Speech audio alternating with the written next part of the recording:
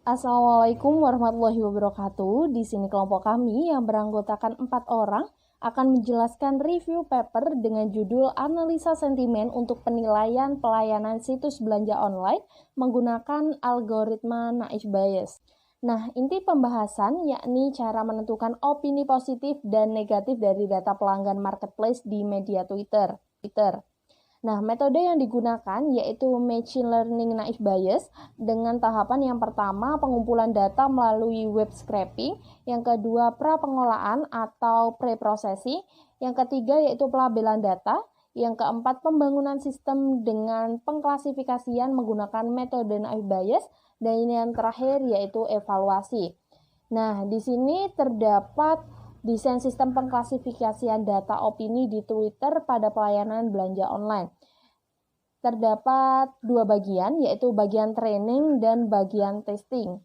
Yang pertama bagian training, yaitu pengumpulan data yang berupa teks, selanjutnya masuk ke bagian processing, dan selanjutnya ke bagian TF IDF, selanjutnya yaitu masuk ke bagian fitur, dan masuk ke Naïve Bayes.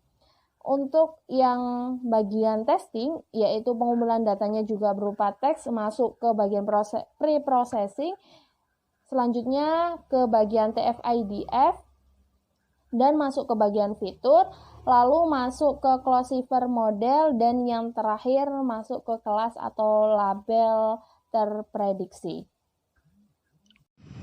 Tahapan yang pertama dilakukan adalah mengumpulkan data. Di sini data yang diambil dari opini Twitter dari pembahasan mengenai marketplace online yang ada, yakni seperti Shopee, Tokopedia, dan lain-lain. Kemudian datanya diambil menggunakan API Twitter dan diambil sebanyak 1.200 data, sehingga nantinya akan dapat dikelompokkan menjadi dua kategori, yakni negatif dan positif. Untuk kategori negatif dapat dilihat seperti abnormal, agregesor, amat panas, anarki, anjlok, dan sebagainya. Sedangkan positif menggunakan biasanya lebih identik ke dukungan atau kalimat yang sedikit netral, seperti itu. Baik, untuk yang kedua ada pengolahan. Di sini merupakan proses pengolahan data mentah menjadi data bersih atau data yang sudah di cleansing. Untuk prosesnya, yang pertama ada cleansing. Di sini untuk mengurangi kata noise seperti hashtag, emoticon, dan tanda baca seperti titik atau koma. Kemudian yang kedua ada scaffolding. Di sini untuk menyeragamkan ukuran dari font. Kemudian ada yang ketiga tokenizing. Di sini untuk pemenggalan kalimat menjadi sebuah kata. Kemudian yang keempat ada stop word removal. Di sini untuk menghapus kata yang tidak memiliki arti. Kemudian yang kelima ada stemming. Di sini untuk merubah kata berimbuhan menjadi kata dasar yang sesuai dengan PUEBI. Kemudian yang terakhir ada convert negation. Di sini untuk membenarkan kata yang dapat membalikkan arti yang sebenarnya. Baiklah, yang selanjutnya itu yang ketiga, TF-IDF, yang dimana Trim Frequency Inverse Document Frequency, yang merupakan skema pembobotan kata populer dengan perhitungan nilai trim T pada dokumen, yang dimana terdapat nilai N adalah total dokumen, sedangkan DF adalah jumlah dokumen yang memuat trim T. Rumusnya terdapat di sini, yaitu T sama dengan TF dikali log dikali N per D. Selanjutnya, untuk yang keempat, klasifikasi Naïve Bayes merupakan proses penemuan model yang tepat dari analisis data, yang dimana dari tahap training dan ada juga tahap testing. Untuk rumusnya ada P dalam kurung WK sama dengan PK ditambah 1 dibagi N ditambah vocab. Dan untuk rumus selanjutnya ada VMAP atau map sama dengan P dikali dalam kurung WK dibagi C tutup kurung dikali P dalam kurung C.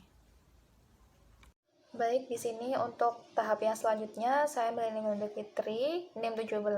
Untuk tahap kelima adalah sistem evaluasi, di mana untuk metode yang digunakan di sini tetap menggunakan Naïve Bayes dan juga menggunakan tenfold cross validation. Nah, untuk tenfold cross validation ini adalah mengetahui model yang sudah dipilih itu akurasinya dan prediksinya itu sudah tepat atau belum. Seperti itu. Untuk hasil pembahasannya di sini sudah ada 2 tabel. Tabel pertama akan menjelaskan mengenai hasil uji training, testing, dan juga validasi. Di sini sudah ada data positif dan negatif, untuk prediksinya berapa dan aktualnya sekian. Kemudian untuk tabel yang kedua di sini merupakan hasil prosentase dari berdasarkan perhitungan precision, recall, dan recall. Ternyata di sini data pada positifnya banyak sekali, yakni sebesar 95,16%. Kemudian untuk yang negatif di sini mendapatkan nilai tertinggi pada recall-nya, yakni sebesar 94,64%. Nah, pada perhitungan kali ini juga didapatkan kesimpulan mengenai admission-nya, yakni sebesar 93,65%. Ternyata di media online Twitter banyak sekali pengguna yang membahas mengenai market sale seperti Shopee, online shop, dan lain-lainnya seperti itu. Dan data yang sudah data pengguna tersebut rupanya banyak sekali yang membahas mengenai komentar positif dan akurasinya sudah sebesar 93,3%. Sekian dari kelompok kami, kelompok 6. Apabila ada kesalahan mohon dimaafkan. Assalamualaikum warahmatullahi wabarakatuh.